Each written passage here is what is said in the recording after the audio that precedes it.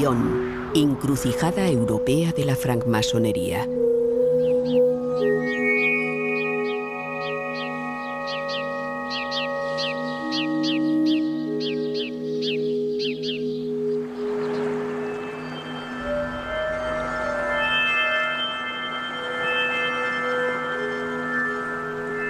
Lyon, Lugdunum, la colina de la luz. ¿Presintieron los galos y los romanos que Lyon sería un día la encrucijada europea de la francmasonería? Las antiguas tumbas de Fourvière nos darían un buen testimonio. ¿Creemos en la predestinación de una ciudad? Yo tiendo a creerlo. Lyon, por su confluencia, esa misteriosa Y que forman los dos ríos, tiene un significado.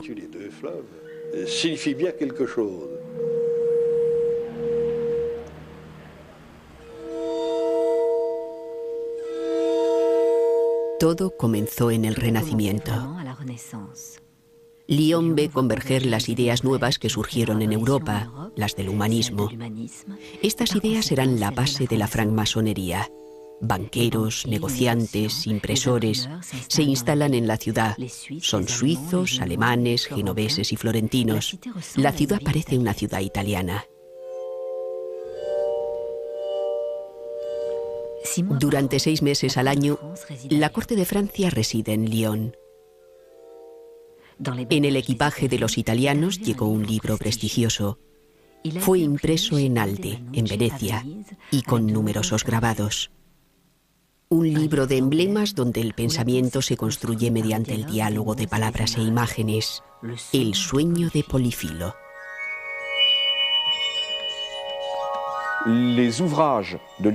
Las obras de literatura emblemática proponen interpretaciones intelectuales, morales o místicas. Esta literatura va a tener un gran éxito. Tendrá una amplia difusión y, curiosamente, es una fuente intelectual lejana, pero real, del simbolismo masónico.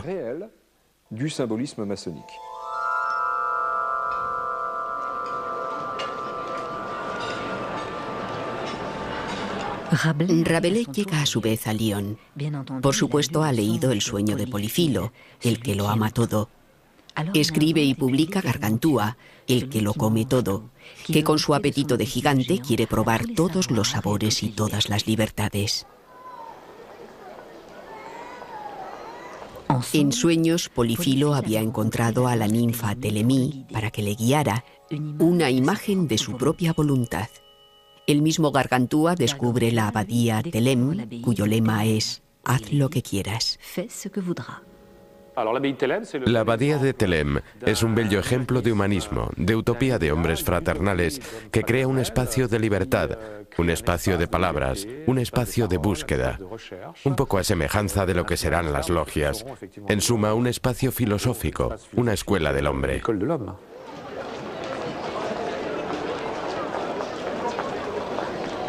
En el barrio de los impresores, el autor de Gargantúa conoce a un alemán muy extraño y muy famoso, Henri Corneille Agrippa.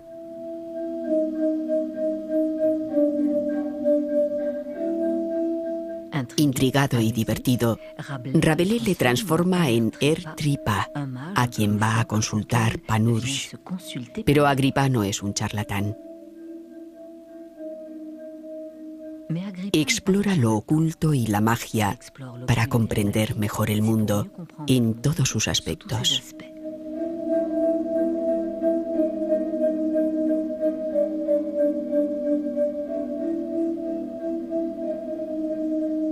Corneille Agrippa es muy importante porque es el que en el siglo XVI va a recapitular el pensamiento mágico. Es decir, una magia fundada sobre una herencia antigua y que es, en el fondo, un gran ejercicio intelectual. La magia no está ligada a nada sobrenatural. La magia es simplemente encontrar el medio de explotar todos los resortes escondidos de la naturaleza. Y se percibe que van a pasar por la ciudad de Lyon un gran número de hombres que son portadores de ese pensamiento, que será una fuente lejana, mítica, pero una fuente intelectual y real de la francomasonería, que por supuesto no se va a crear hasta un siglo después. Como todo humanista, Agripa celebra la libertad del hombre y de la mujer. Daba prioridad a las mujeres, y es un maravilloso tratado de defensa y de ilustración, no solo de la belleza, también de la grandeza y de la inteligencia femenina.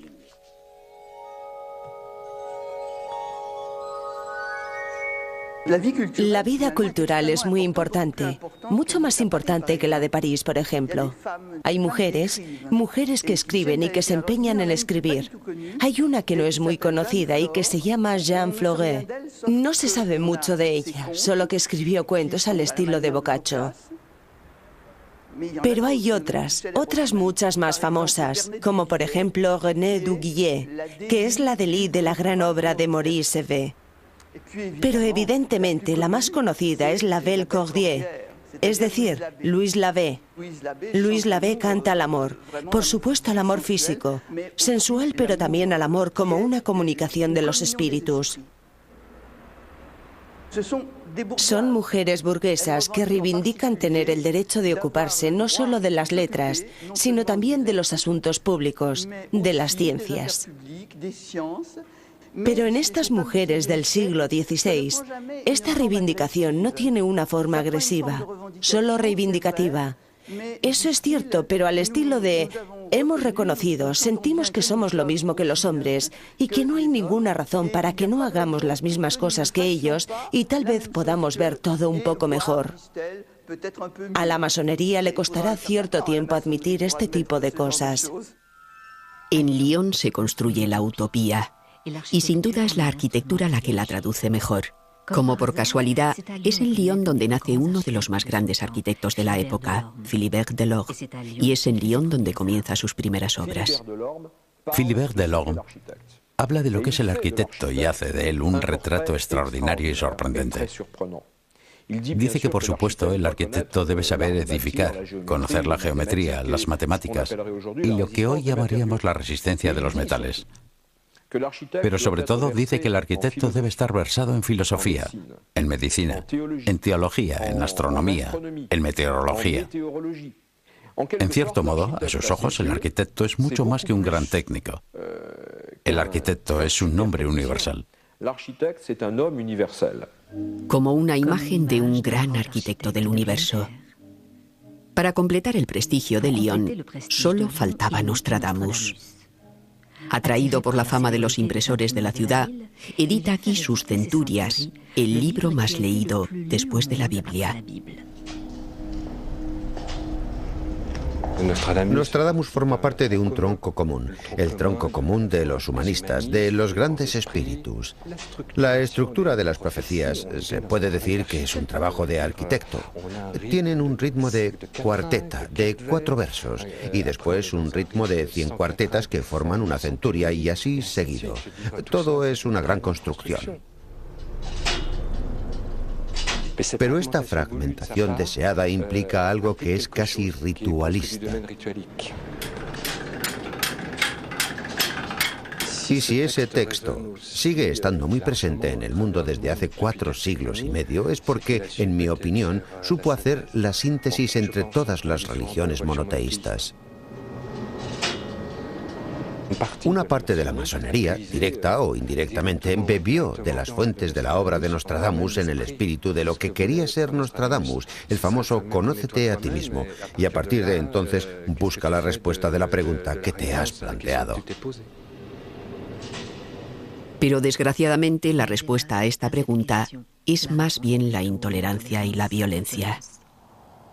En el siglo XVI, Lyon era la capital de la imprenta.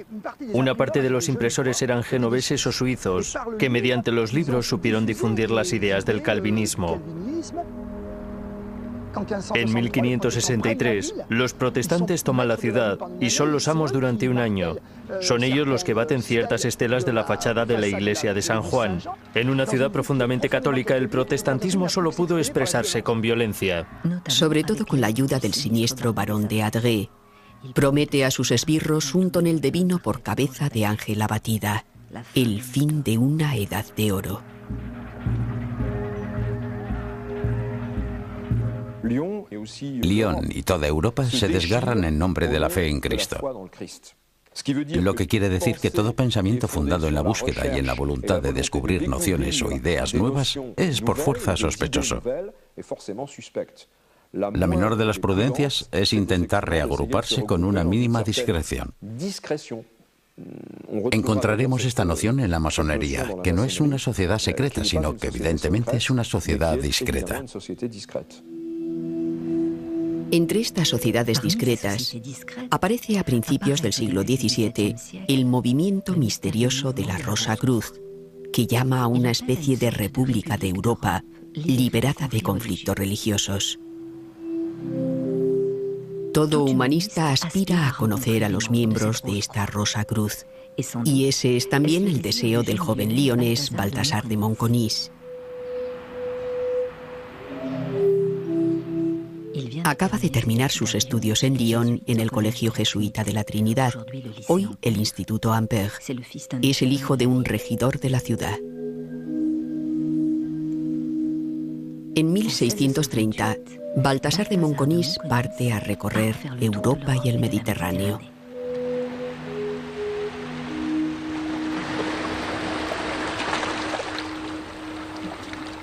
Admira las pirámides, contempla a los derviches danzantes, explora el monte Sinaí, Jerusalén y Constantinopla, conversa con rabinos, se apasiona por los fenómenos de la naturaleza y por todas las ciencias, incluida la alquimia.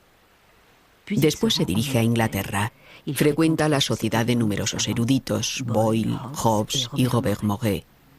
Robert Moret, originario de Escocia, es el primer masón especulativo del que conocemos el nombre. El nombre del lionés Baltasar de Monconis estaba escrito a la cabeza de los hermanos ocultos, nos relata su hijo. ¿Habría ingresado ya en una logia masónica? Entre las logias operativas de constructores de la Edad Media, que son logias corporativas que trabajan en obras de construcción en condiciones difíciles, hubo efectivamente manuales que fueron aceptados en un cierto número de logias que parten de la masonería especulativa. Perciben que este espacio es también un espacio de tolerancia, un espacio de encuentros interreligiosos. Un poco más tarde, a finales del siglo XVII, en Lyon, en este mismo colegio de la Trinidad, a un sacerdote jesuita, el padre Menestrier, le fascinan la fuerza de las imágenes y su significado. Es cierto que las capillas del colegio están abundantemente decoradas y que el sueño de Polifilo ocupa un buen lugar en la biblioteca. El padre Menestrier escribió 164 libros. Dedicó toda su vida a comentar las diversas formas de las imágenes que pudo encontrar en la heráldica, los símbolos o los enigmas. Explica que hay dos tipos de enigmas, los enigmas lícitos, que son las parábolas, por ejemplo. Un miembro eminente de la Compañía de Jesús explica que buena parte de la enseñanza del cristianismo está basada en enigmas, en parábolas. Y después están los enigmas prohibidos y habla de las profecías, de talismanes, de ciertos símbolos que por supuesto condena, pero los estudia tan profundamente que se nota que le apasionan. Da una definición de lo que es el símbolo que no negarían los masones del siglo XVIII ni los masones de hoy en día. El símbolo nos dice, los símbolos son el alma de los enigmas. El símbolo es una imagen filosófica sobre la que hay que razonar. El padre Menestrier emprende la realización de un gran fresco decorativo y simbólico por todo el patio de su colegio.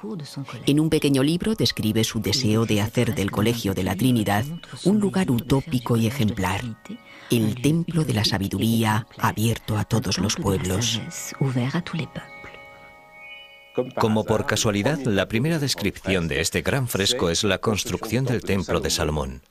Actualmente ya no tenemos el fresco en sí porque desapareció, pero nos queda una descripción, y esta construcción del Templo de Salomón es una alegoría de la búsqueda de la sabiduría y del conocimiento. Explica que Salomón está en una cierta postura, que por ejemplo tiene un triángulo luminoso encima de él, y toda una serie de cosas que no son, y lo repetimos, masónicas, pero que la masonería las tomará a lo largo del siglo XVIII.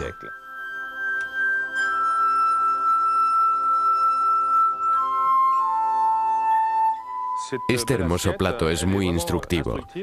Intenta mostrar todos los signos del simbolismo, de la imaginería de la francmasonería. Por una parte vemos todas las herramientas operativas, escuadras, mazos, martillos, y encontramos otra serie de representaciones o de objetos que provienen de otro registro.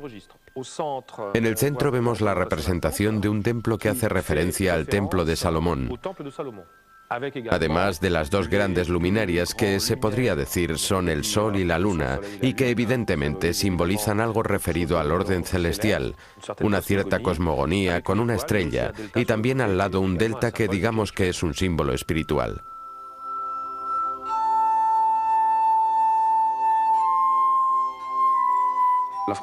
La francmasonería es una creación compleja. Guarda una resonancia, un barniz que viene del mundo de los artesanos, un lugar cerrado y cubierto, una logia en donde los hombres se reunían para preparar sus trabajos en las obras, y esta cabaña de las obras va a ser lanzada a las estrellas y pronto se va a convertir en un taller y en un templo.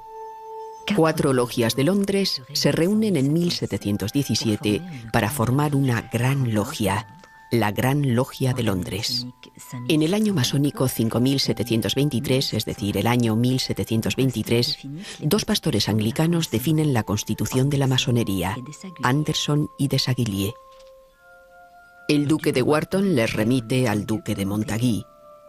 Después, en 1728, sale de Inglaterra y frecuenta la aristocracia francesa, que también comienza a reunirse en logias. Es en este año 1728 cuando podemos poner fecha al nacimiento de la francmasonería francesa. Al contrario de París, en Lyon las logias que se crean reagrupan sobre todo a burgueses. Son negociantes que deben su prosperidad a las sederías que produce la fábrica. El siglo XVIII es el gran siglo de Lyon, ya que se convierte en la capital europea de la seda. La fábrica leonesa vive su apogeo en su organización con la minoría, es decir, 300 familias, las famosas 300 familias y unos 40.000 obreros de la seda. Tanto jefes de taller como obreros, mujeres o niños, trabajan en una monoindustria extraordinaria, única en Europa. Y es en este pequeño cuadrilátero, calle de las murallas de Enné, el Ródano, el viejo Lyon y las pendientes de Croix-Rousse, donde va a nacer esta nueva espiritualidad que Lyon va a engendrar. Que se explica bien porque esta ciudad tiene contactos europeos, una ciudad donde todos se conocen perfectamente, donde se trabaja, pero que al mismo tiempo siente la necesidad de buscar algo más que el trabajo, y una ciudad donde el catolicismo no da una respuesta total a las preguntas que se plantean en ese siglo de las luces, donde todo se interroga con una cierta racionalidad. Desde 1744 ya existen al menos 3 logias en Lyon, sobre las cuestas de Fourvière, sin duda. Y la ciudad se encuentra en el centro de estas ideas nuevas, cuyas bases acogió en el siglo XVI. Ya hay una filosofía masónica, por el hecho de que hay una libertad de palabra en un lugar que no está bajo control, porque hay gentes con opiniones diferentes y hay clases sociales bastante diversificadas.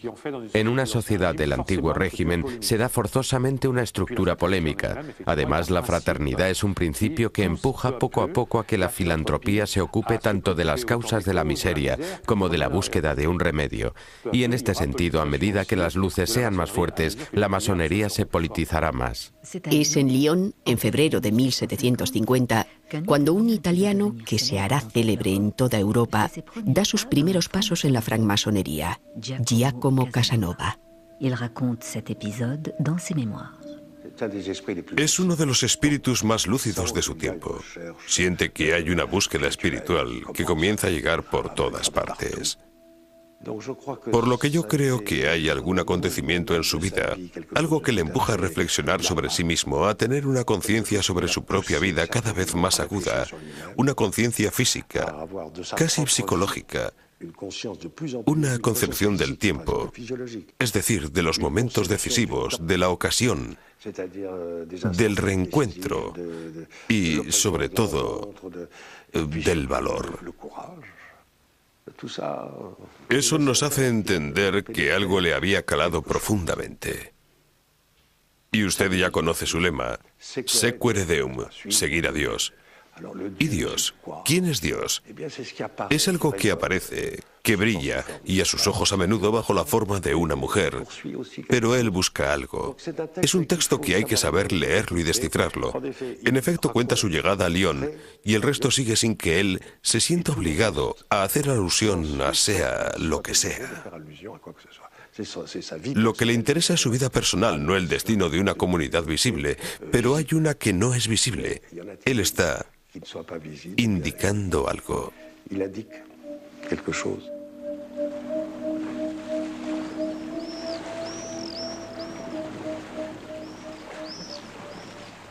Este mismo año, 1750, y en esta misma logia, quién sabe, el destino es a veces malicioso, se acoge a un joven negociante en seda lionés de 20 años, Jean-Baptiste Villermoz. Él será la figura central de la masonería lionesa del siglo XVIII. Es muy curioso ver cómo este negociante en seda que dejó la escuela a los 10 años va a mantener correspondencia con los más grandes personajes de Europa a propósito de conocimientos raros y muy valiosos sobre la masonería.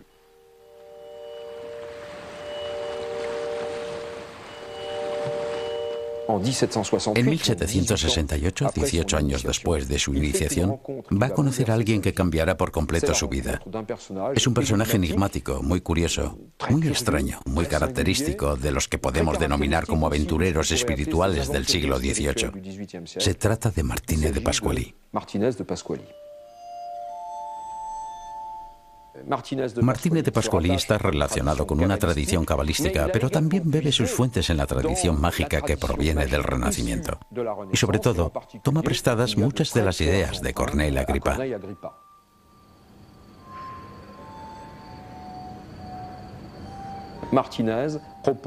Martínez propone suscitar manifestaciones audibles y visibles de identidades espirituales y que al manifestarse atestiguen que están decididas a ayudarnos a llegar, de algún modo, al cielo.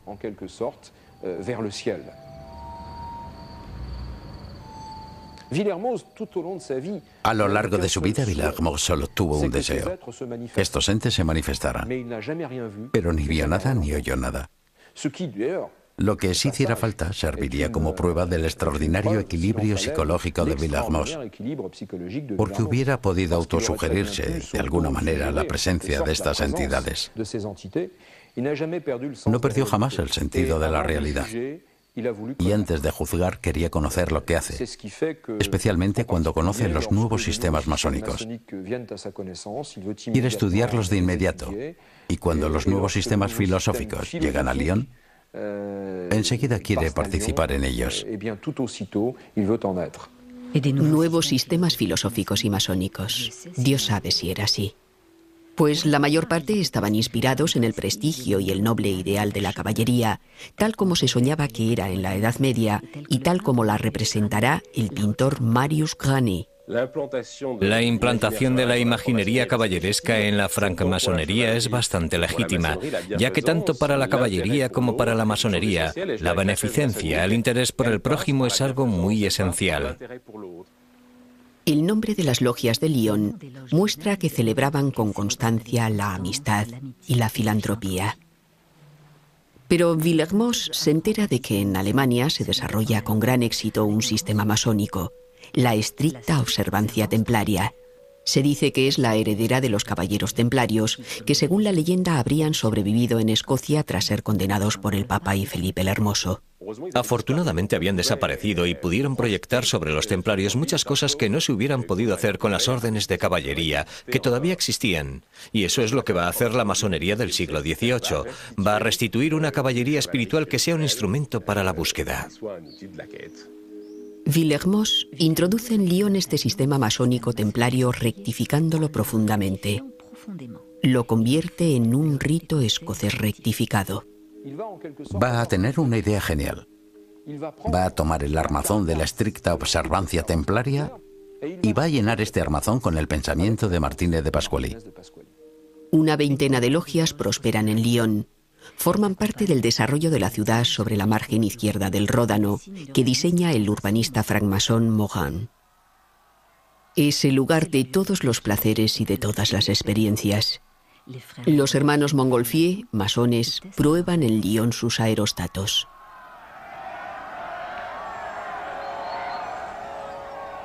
Se le pide a Morin que acondicione los locales de las logias que se instalan en este nuevo barrio, sobre todo la Bienfaisance, la logia de Villermoz.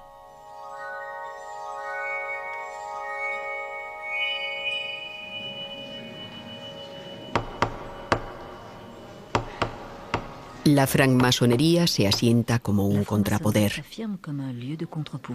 Templos grandiosos y suntuosos banquetes fraternales. Las logias de Lyon atraen a los filósofos como Joseph de Maistre y Claude de Saint-Martin, a escritores como Cassot, a científicos como el abad Rosier, famoso agrónomo. Todavía se puede ver su residencia en las pendientes de la Croix-Rousse.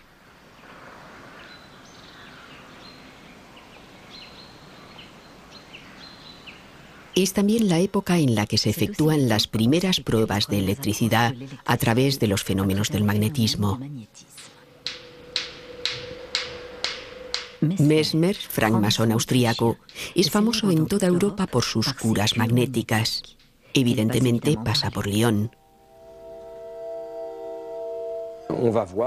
En la mejor sociedad se va a ver a hombres y mujeres reunirse alrededor de una cubeta, coger un agarrador de hierro o una abrazadera sujeta a la cubeta, desmayarse en éxtasis y salir de ese desfallecimiento agotados, pero felices y mucho mejor. Mesmer implanta en Lyon una de sus sociedades de la armonía, y es en Lyon donde se conserva la única cubeta de Mesmer que existe en el mundo.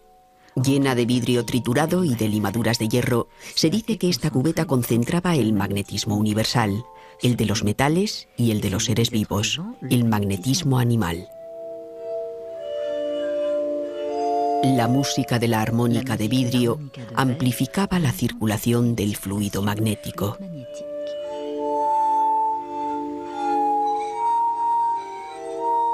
En Lyon van a darse conexiones muy fuertes entre los masones de la tendencia iluminista y mística y los miembros de esa sociedad de la armonía.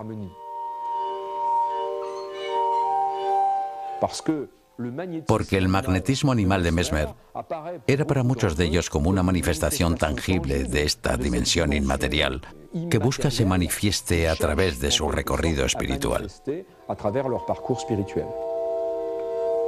Pero los masones de Lyon experimentan otros fenómenos, como la hipnosis. Son los sueños magnéticos. Villermoz y sus amigos toman nota de lo que las jóvenes adormecidas murmuran durante sus sueños. Misticismo y racionalismo. Puede ser que también erotismo. En la misma época, y a través de uno de sus alegatos, Villermoz recibe unos cuadernos en los que aparecen relatos, revelaciones, algunos dibujos expresados en un lenguaje tremendamente extraño. La persona que lo remite quiere mantener el secreto de su origen y dice que se lo ha transmitido un agente desconocido. Una forma de escritura automática mucho antes de que aparecieran los poetas surrealistas. El agente desconocido era la hermana de un francmasón de Lyon, Madame de Vallière. En su residencia de las afueras de Lyon había estado en comunicación con entidades misteriosas.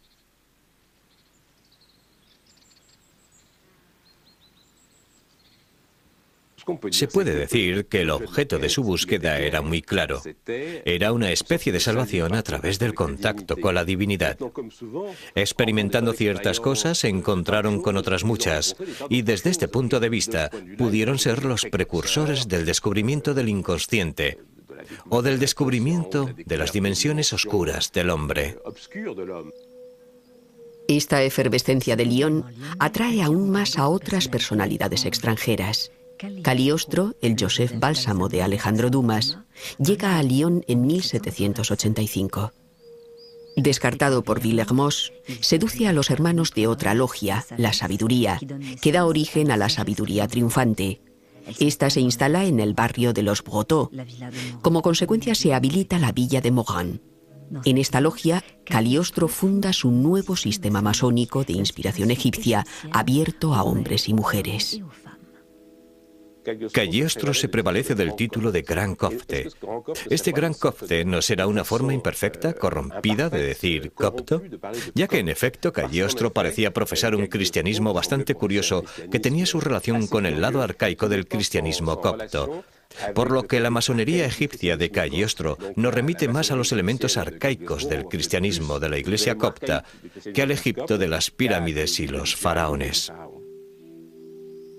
Entre los 5 ritos principales que se practican hoy en día en la masonería francesa, 2 nacieron en Lyon, el de Villermoz y el rito egipcio del que Cagliostro lanzó algunas primicias. Es una atmósfera muy curiosa, muy extraña. Ilustra muy bien la multiplicidad de los pasos en los que estos hombres estaban implicados. Podían a la vez aferrarse a la persistencia de una preocupación religiosa y mística importante y al mismo tiempo, en el plano político, ser favorables a las ideas nuevas. Llega el año 1789. Se buscaba más libertad, más igualdad y aún más fraternidad.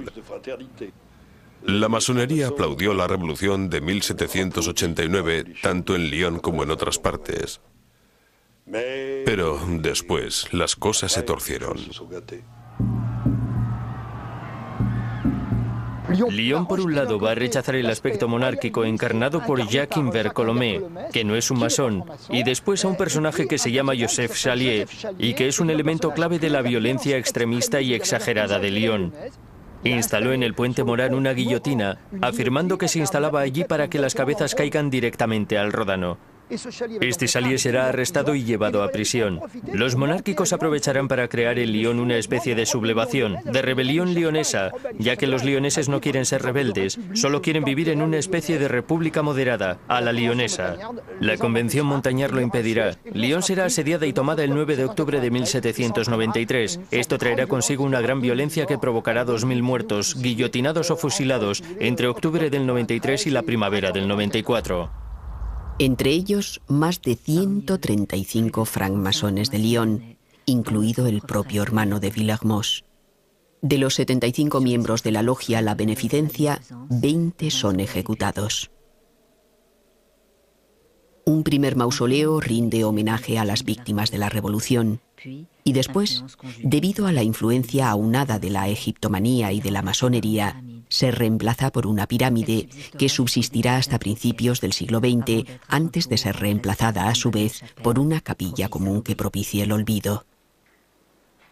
Lyon recibe a Napoleón con alegría. Va a apoyar su industria de la seda y a hacer reconstruir la plaza Bellecour. Durante la revolución, las logias tuvieron que cesar su actividad. Napoleón las hace revivir, pero en su beneficio. La decoración caballeresca siempre ha seducido a los francmasones. Sin duda es lo que inspiró al pintor lyonés Fleury, de la logia Isis, que con su amigo Revoil lanza en Europa la moda de la pintura estilo trovador. Pero la composición de las logias cambia. Los eclesiásticos ya no están en ellas y los nobles mucho menos. Al cabo de los años, los artesanos, los negociantes, los tenderos, los pequeños burgueses se unen a las logias. Este hecho provoca en aquella época una cierta proletarización de la francmasonería en Francia. Esta masonería es muy interesante como fenómeno sociológico porque se puede ver al pueblo de Lyon en estas logias en oposición a la masonería del siglo XVIII, que en el plano social es una masonería muy ligada al poder, a los diferentes poderes. En 6 años creo que se crean 4 logias, pero con nombres totalmente nuevos. Estrella Polar, Cartabón y Compás, Asilo del Sabio, El Candor. Ya no existía la beneficencia, aquello se acabó. Su primer objetivo, y desde sus principios en los primeros años 20 de 1800, era la enseñanza, la emancipación de la enseñanza. Esa fue su lucha desde un principio. Incluso los alcaldes como Prunelle, que era un antisocial, fue uno de los primeros accionistas de las escuelas creadas por los francmasones. En las logias masónicas se va a producir una corriente hostil a la monarquía, y eso se nota especialmente en Lyon. En septiembre de 1829, Lafayette es acogido triunfalmente por las logias lionesas. Lafayette es, de algún modo, el ala izquierda de la monarquía. Lafayette, francmasón, el hombre de los dos mundos, atraviesa el Ródano para acudir a la fiesta organizada por la logia El Asilo del Sabio. Como recuerdo, el puente Carlos X y la avenida pasarán a denominarse Puente y Avenida Lafayette. Pero durante ese periodo, la miseria se extiende por el barrio Croix Rouge. Hay 30.000 tejedores y 800 jefes de taller.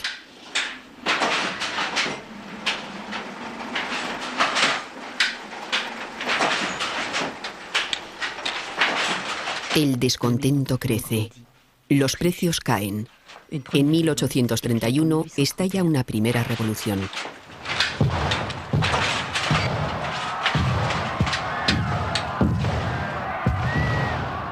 Lyon no es revolucionaria, Lyon es de revueltas, pero de revueltas por la vida. El lema de los tejedores de seda, vivir trabajando o morir combatiendo, recorre toda Europa. El lema vivir trabajando o morir combatiendo está inspirado en esta fórmula, vencer o morir, que encerraba toda una meditación sobre el sentido de la justicia, sobre el uso del derecho y la legitimidad de la violencia. Franz Liszt, que se hará masón algunos años más tarde, compone una pieza en homenaje a las luchas de los tejedores lioneses.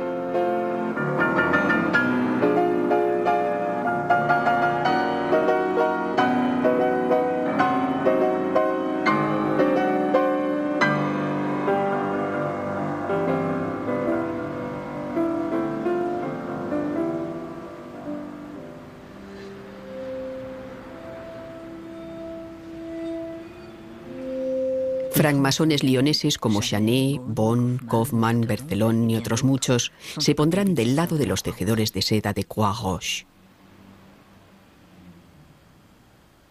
De todas formas, los masones han estado muy a menudo a la vanguardia de este tipo de evolución.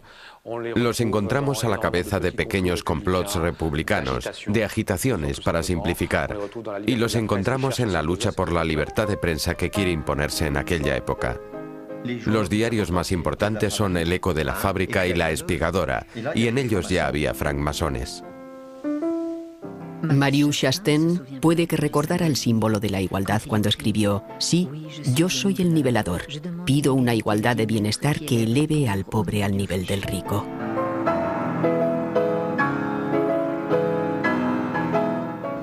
Estaban esos periódicos y la imprenta, que era el medio de transmitir lo que estaba pasando. Creo que más la imprenta porque todos los impresores de la época eran masones. El Eco de la Fábrica se traduce al inglés. El barrio Croix Rouge es para Europa un lugar destacado en las luchas sociales. La colina que trabaja se subleva de nuevo en 1834. La revuelta de los tejedores del 34 es minoritaria, mientras que la del 31 es mayoritaria. Toda la gente de Lyon se implica, todo el mundo está con la revolución, mientras que la del 34, que es minoritaria, será republicana. Una gran parte de los que se sublevan de sus líderes son en efecto masones, porque tienen más convicciones, tienen una formación mejor, reflexionan sobre lo que está en juego en el ámbito político. Estaban los Saint-Simonian, que llegaron con su lado crístico, y que era una cultura. Estaban los Fourieristas. Estaba Proudhon, que tenía mucho contacto con todos los impresores y emitía sus ideas sobre la propiedad y su concepción de que es el hombre quien primaba en derecho y en deber. El hombre era igual a los dioses. Y cuando es recibido en la logia de su tío en Besançon, a la pregunta ritual ¿cuál es su deber hacia Dios?, él responde: la guerra. Y a partir de entonces abre la vía del agnosticismo y del ateísmo en la francmasonería. Sobre las pendientes de la Croix-Rouge y con la ayuda de los masones lioneses, salen a la luz acciones originales. Joseph Régnier participa en la tentativa de Michel de Rion, que abre en 1835 la primera cooperativa obrera de consumidores del mundo, el Comercio Verídico y Social.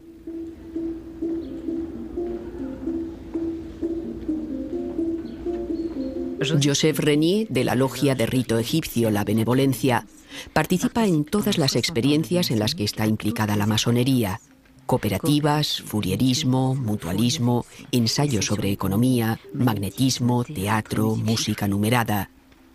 Acoge a todas las personalidades comprometidas que pasan por Lyon, como Flora Tristan. Flora Tristan, en su vuelta a Francia, llega a Lyon. Le gusta mucho Lyon. Se pone en contacto con las mujeres de los tejedores y con las tejedoras, las mujeres que trabajan como tales. Intenta organizarlas. Cuando digo organizarlas, no me refiero a sindicatos, sino a organizarlas en grupos donde ellas solas puedan organizar conferencias, cursos. Quiere que haya algo específicamente femenino. Siente muchísima simpatía por esas mujeres. Pero Lyon cuenta también con personalidades femeninas extraordinarias, como Eugénie Niboyer, la primera mujer bachiller de Francia. En Lyon fundó periódicos como El Despertar de las Mujeres o El Consejero de las Mujeres. Pero en especial lo que a ella le interesa es la educación de las obreras. Su idea, por otra parte, es la idea común en la época, también es la de George Sand. Ella quiere conseguir, iba a decir la revolución, en todo caso el cambio de la educación. En 1848, los lioneses se levantan de nuevo junto a París. El grupo de los voraces, próximos a los francmasones de la Croix-Rouge, retoma los lemas del 31. Después de todo, el establecimiento del sufragio universal directo, así como la puesta en escena de cierto número de derechos, de garantías referentes al trabajo, los niños, el estatuto de la mujer y también la libertad de prensa, la supresión de la pena de muerte por razones políticas, muestra que hay una influencia masona en la revolución del 48. Pero después del golpe de Estado de 1851, muchos masones lioneses son forzados a exiliarse, como Grepo o Bon. En 1870, una nueva figura europea llega a Lyon. Es el anarquista ruso y masón Bakunin. Apoyó a las ovalistas, las mujeres huelguistas de la Croix-Rouge. Comparando las revueltas de los tejedores y de otras revueltas precedentes, él piensa que va a poder sublevar al pueblo solo con énfasis, simplemente con la palabra. Con un pequeño grupo de revolucionarios, saca un panfleto de 600 ejemplares para llamar a los lioneses a la revolución general y a la toma del ayuntamiento. La máquina del Estado está abolida. Se suspende el pago de impuestos. Cuando él dice en su famoso panfleto "todo está perdido", sabía que se lo jugaba al doble o nada, y la nada llegó muy rápidamente. La toma del ayuntamiento es un fracaso. Bakunin debe abandonar Lyon. La tentativa revolucionaria de Bakunin en Lyon es para mí el canto del cisne de una utopía que se ha manifestado por toda la Europa del siglo XIX. Si a menudo hablamos de Bakunin por toda su trayectoria de revolucionario y de hombre político, la toma del ayuntamiento y el famoso panfleto permanecerán siempre en la historia. Por uno de esos encuentros trágicos de la historia, es el comandante Arnaud, de la Guardia Nacional, el encargado de expulsar a Bakunin del ayuntamiento. Es obrero tejedor de seda en Croix-Rouge y camarada Ferrandinier, pero es también francmasón. 3 meses después de la marcha de Bakunin, víctima de una equivocación, es atacado por la muchedumbre de la Croix-Rouge y fusilado. Cae gritando «Viva la República». ¿Pero de qué república habla? ¿Habla de la República Social Internacionalista a la manera de la de Chalier o de la República Moderada, la tercera república que se acaba de instaurar? Cuando Gambetta viene a su entierro en Lyon, hará de él una víctima de esa república que se supone consensuada. El comandante Arnaud forma parte de esa república centrista, la lionesa, que demuestra que la masonería lionesa no es una masonería revolucionaria, sino una masonería moderada, una masonería que encarna bien esa identidad lionesa. En la francmasonería existe la idea de la tolerancia y también la idea de que no podemos romper radicalmente con los hombres, aunque queramos cambiar las ideas.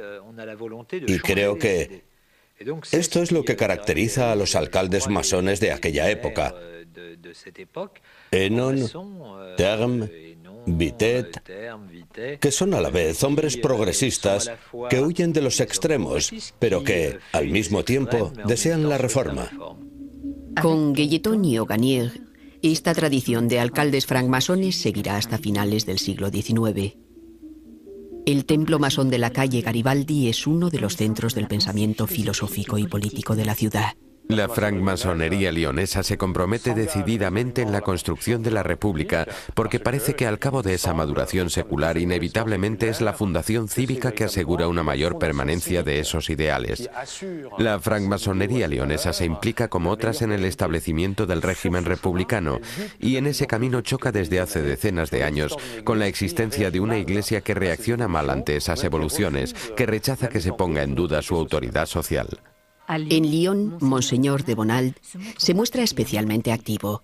Manda edificar una gran basílica que se diría tiene la forma de una fortaleza de la fe. No fue la masonería la que atacó primero, fue la Iglesia romana que se convirtió en el bastión de las fuerzas más reaccionarias en Francia, y a causa de esto las logias pasaron a ser el lugar natural para aquellos que no estaban de acuerdo con esa evolución. Y de una cosa a otra el combate de las dos Francias va a hacer que la masonería se convierta al anticlericalismo más virulento. Se tendía a la separación de la Iglesia y el Estado, se tendía hacia el laicismo y todo eso. Y las logias de Lyon en el siglo XIX estaban en ello. Auganier era un francmasón laico, muy opuesto a la Iglesia católica, ya que, en un momento dado, quiso arrasar Fourvière. Estaba Gay, que era un masón y que construyó una torre Eiffel al lado. Por espíritu de contradicción se decía que no tenía razón. No se puede poner un elefante patas arriba y al lado un falo. Por eso en el paisaje lionés quedan las huellas de este combate. En lo sucesivo, la República está bien instalada. Se le erige una estatua, decorada con símbolos masónicos, símbolos que encontramos en el monumento en memoria de Guelleton. Pero después de Guelleton y Auganier, no habrá en el siglo XX ningún otro alcalde masón en Lyon, a excepción del alcalde actual.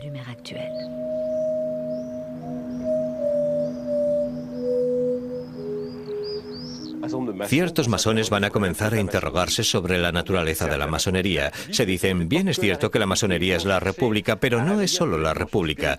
Quieren despertar un poco la dimensión espiritual de la francmasonería, recuperando la masonería mística del siglo XVIII. Se va a redescubrir la obra de Villermoz, en particular por parte del doctor Encausse, que viene a menudo a Lyon a visitar a su amigo Philippe, una especie de curandero. La tumba del Maître Philippe, como se le llama hoy, está al lado de la de Villermoz y siempre llena de flores. Inspirándose en Villermoz, el doctor Encausse fundará un sistema paramasónico que se hará llamar Papus. Llevará al Maître Philippe a Rusia, a la corte del zar Nicolás II, lo que dará una vez más una dimensión europea al pensamiento místico lionés. En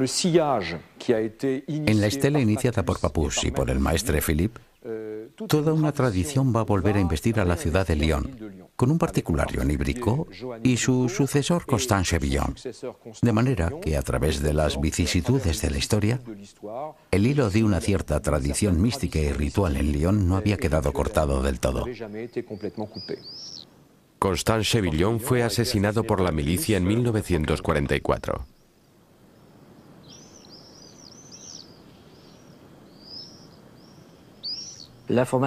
Cada vez que se instala una dictadura en Europa se prohíbe la masonería. Comenzó con Mussolini y siguió con Hitler. Hay una corriente antimasónica que es un antimasonismo de extrema derecha, y llega el gran período del asunto judeo-masónico. El primado Guerlier lanzaba el eslogan «Pétain es Francia». Aquello fue demasiado para los francmasones y se plantaron. Allí había un truco. El sable y el hisopo juntos era demasiado. La prohibición de la masonería, la denuncia y el fichaje general de los masones provoca que se produzca una solidaridad inmediata. Muchos masones lioneses entran en la resistencia. Crean especialmente el grupo El Gallo Encadenado. El sol sale por oriente. El gallo canta cuando va a salir el sol. Por eso detrás del gallo se ve el oriente que simboliza los templos masónicos. Estaban Le Bosset, Dunoir, Degout, 3 masones, Pradel, el futuro alcalde, y el doctor Fousseret. Los francmasones de El Gallo Encadenado son todos arrestados, pero Louis Pradel, que no era masón, es salvado por Dunoir. Dunoir es llevado al campo de concentración de Allach. En el campo participa en los trabajos de una logia clandestina. En Lyon hubo grandes nombres trabajando en la resistencia. Estaba Chambonnet, que fue el dirigente del ejército secreto en el Jura y que es una de las grandes personalidades de la resistencia en el este de Francia. El francmasón Chambonnet y otros 4 resistentes fueron fusilados como represalia por la Gestapo, lo que determina la construcción del memorial Vigilante de Piedra.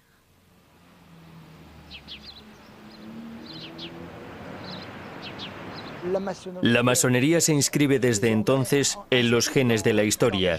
No es una historia milenaria, pero al menos es una historia de 3 siglos de Lyon.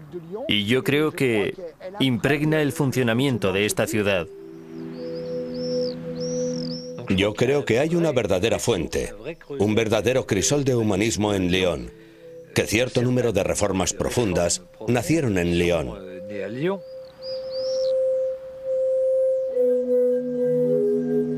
Nuestra condición es que somos mortales y necesitamos incluirnos en un movimiento más global que nuestra propia existencia.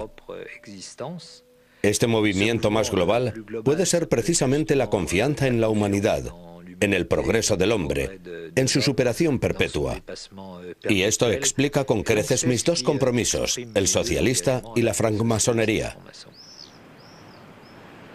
No solamente no tenemos nada que esconder, porque nuestra historia está ahí para atestiguar todo lo que pudimos hacer por la ciudad, por el laicismo, por la república. Siempre que hemos estado presentes, lo hemos hecho en el lado bueno. Es una reconciliación entre una preocupación humanista, una preocupación por interesarnos por el otro y una búsqueda más interior, incluso más espiritual. Y la masonería permite asociar estas 2 perspectivas. Es ciertamente un camino espiritual, pero es indecible. Es también un camino que te obliga a mirar a los otros y a ocuparte de ellos. La masonería ofrece una forma de libertad asociativa en la que todo es sencillo, todo se hace gratuitamente, no hay ningún tipo de remuneración, estás ahí a cambio de nada, y eso está bien.